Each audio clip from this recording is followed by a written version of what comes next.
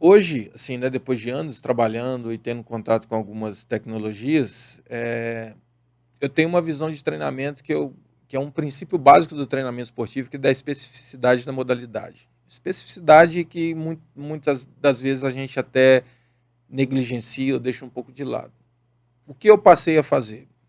O Sub-20 realmente, esse ano até que o calendário está um pouco mais tranquilo, porque o Brasileirão desse ano da categoria foi dividido no meio em termos de número de jogos. Então a primeira fase só foram 9 jogos. No ano passado foram 19 jogos, então teve muito mais jogos.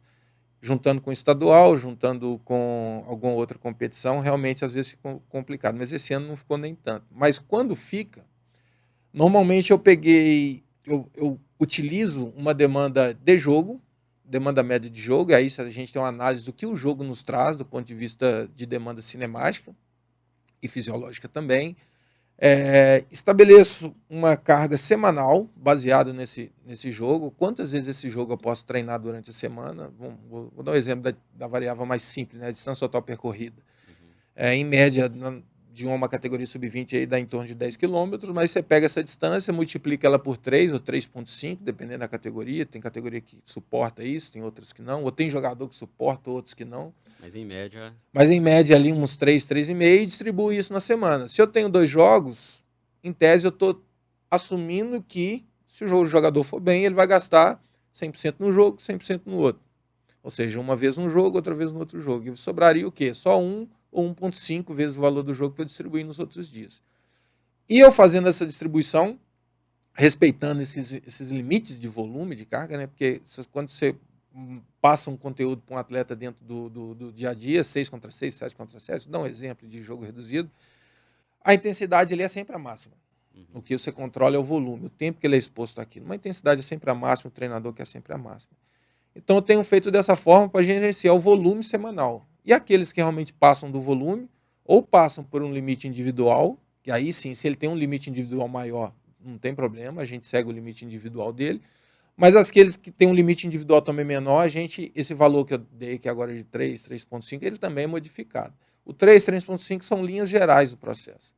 E isso aí é distribuído ao longo da semana. Se tiver 2 jogos, da mesma forma, se tiver um jogo, também da mesma forma.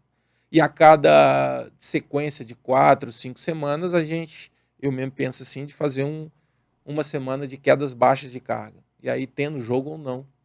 Se tiver 2 jogos, aí, enfim, realmente não tem como fazer, né? Que não seria Mas. caracterizado. Mas se tiver um jogo, dá para fazer uma semana de carga bem baixa e fazendo só o jogo como um dia da semana de carga alta. E aí, uma semana de 2 jogos, por exemplo, um jogo no sábado e um jogo na quarta-feira. Sim. E aí, qual seria o dia específico, os dias específicos que você iria aplicar esses treinamentos? Ele é aplicado no D-2, D-1, no caso, nós vamos considerar aqui que eu joguei no sábado, mas que eu tive uma folga no domingo, Domingo e a vindo de segunda uma. já Isso. iniciaria. Segunda a gente tem treino, inclusive treino de força, inclusive treino da modelação de jogo para o próximo jogo da quarta.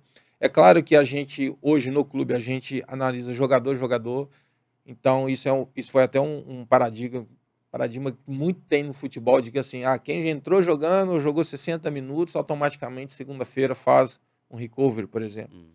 Mas nós passamos a entender que isso depende muito da demanda do jogador no jogo. Ou seja, se o jogador teve uma demanda alta, baseado nesses valores de referência que eu estou te falando, beleza, ele vai fazer o recovery, porque precisa fazer o recovery. A ciência mostra que precisa fazer o recovery. Mas se o jogo às vezes foi contra um adversário fraco, que exigiu pouco, que não houve uma demanda física alta, não tem sentido ele chegar em segunda e perder uma sessão de treino. Então a gente passou a ganhar essa sessão de treino. Então ele vai para uma sessão de treino normal. Vou dar um exemplo, por exemplo, aqui nós jogamos na quarta-feira. Teve jogador que entrou jogando na quarta, numa viagem, o jogo foi em Pouso Alegre. Nós chegamos de madrugada e treinando na quinta tarde. Teve 2 jogadores que, mesmo entrando jogando na quarta-feira, foram pro treino ontem, né? Foi pro treino ontem e fizeram a sessão inteira do treino. Por quê? Porque a demanda física dele no jogo lá foi baixa. Então, o credenciava para poder treinar. Isso a gente passou a ganhar mais tempo de treino do atleta. Mas resumindo, né? Quem gastou mais, recupera mais. Quem gastou menos, tem espaço para treinar. Então a gente não coloca todo mundo no mesmo pacote de porque começou jogando, vai fazer um recovery, não. Então nós estamos ganhando minutagem de treino. E aí, como que é esse controle, esse monitoramento no jogo que é feito? Que é individualmente que vocês têm esse Isso. controle. Como que é feito? A GPS? Alguma outra ferramenta que é utilizada? Hoje a gente tem a possibilidade de fazer o monitoramento por GPS individualizado, né? Então a gente tem uma unidade para cada atleta, todos os dias, então sejam jogos ou treinos. O atleta tem o perfil monitorado dele todos os dias ao longo do ano todo. Então a gente tem o que ele fez de carga de maneira aguda, de maneira crônica, o que ele fez nas últimas 4 semanas ali, se ele, por exemplo, às vezes sofreu uma lesão e teve um decréscimo de volume de carga, ele não pode voltar já com a carga que ele tinha anteriormente. Então a gente tem a readaptação do tecido para ele suportar novas cargas. Então, basicamente, é a medida de GPS, demanda cinemática, né, por medida de GPS. Isso no treinamento de jogos. E aí o processo de avaliação desses treinos e jogos, aí a gente utiliza outras ferramentas da área da fisiologia. E aí, quais são as ferramentas que são mais utilizadas nessa área da fisiologia? Hoje a gente utiliza a termografia, a gente usa a demanda cinemática também, por exemplo, altura de salto, salto vertical. Então tem a termografia para verificar o perfil termográfico.